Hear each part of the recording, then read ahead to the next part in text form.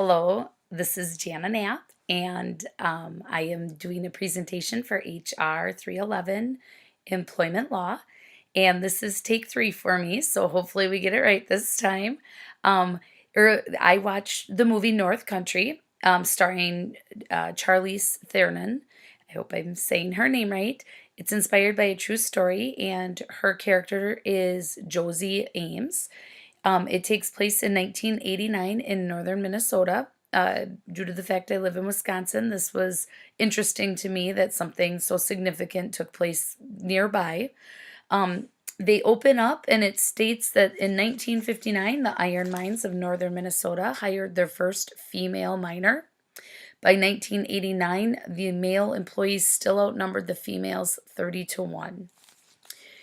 The introduction shows Josie leaving her abusive husband and returning to her family in Minnesota.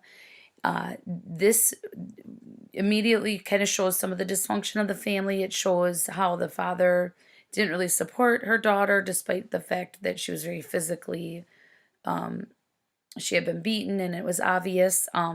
She was doing hair at a local salon, and there she had heard about how the mine was hiring, and it would be roughly 6 times what she was making doing hair.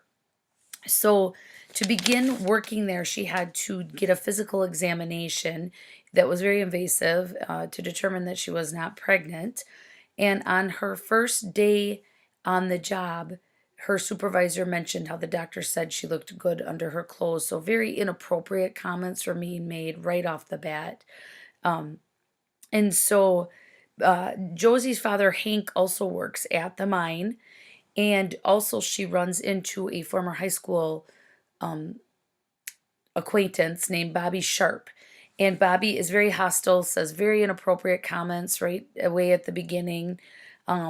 The girls at the beginning had to check their lunch boxes due to the fact that the men would do inappropriate things to their lunches. And there is a woman named Glory who got Josie the job, and Glory is a union rep. So Glory is really a strong role in this, but uh, she kind of helps partner up with Josie to get her prepared to get through the situation she's facing. And immediately you can tell that this has been a very positive thing for her family. The money she is making at the mine is much more significant than any other job in the area.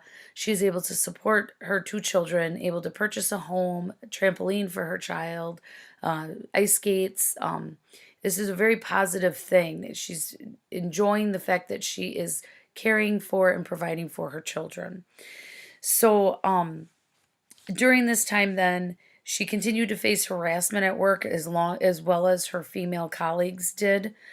She would go to her supervisor. She would get told things like she needs to take it like a man. She needs, and he would do nothing. In fact, it was almost more detrimental to her employment when she would go and report these things. At one of her son's hockey game, Bobby Sharp's wife accuses her of being inappropriate with her husband in front of the majority of the community, and this is very detrimental. Causes a lot of dysfunction in her family. Sammy, her son, is very traumatized by this, and he is believing some of the rumors that are being told about his mother. Then the females at the plant got together and did have a meeting and discussed this harassment. Um, and after that happened, then Sherry, a female coworker, went to use a porta potty, and the men tipped it over on her. This was awful, and this is what caused Josie to head to C. Pearson herself, the owner of the iron mine, and in the Minneapolis area. So she went there and they didn't even listen to her. And she had a list of things she wanted to present to them. They didn't even want to hear it.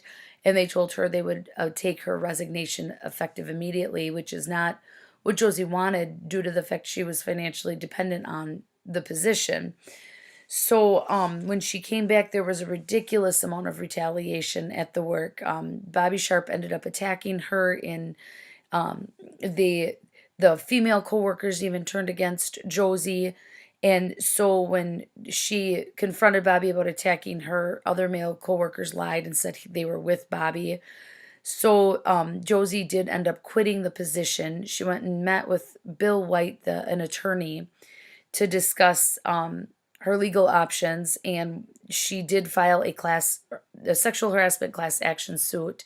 The judge did inform them that they needed 3 other plaintiffs with similar grievances, and at this time, Glory, the union rep, who was a very strong character, got diagnosed with Lou Gehrig's. And normally, Glory would have these other women's back and had a good presence among the union and with the male coworkers, but Glory was not there due to her illness. So,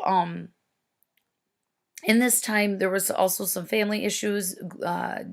Hank, the father of Josie, and Alice, the mother, were not seeing eye to eye on the situation, and Alice did end up moving out and going to stay in a hotel. This really woke Hank up and made him realize he needed to be there for his family.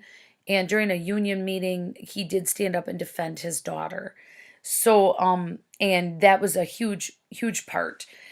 Then it forwarded to the class action suit, and it came out. There was a big issue about who Sammy's father was, and it did come out that Josie was raped by her teacher, and that was the father of Sammy, which Sammy did not know this at this time. So that was a very significant finding, and Bobby was put on the stand, and because he was a witness to this rape, and Bobby at first denied it and said it was consensual, but then it did come out that it was not consensual.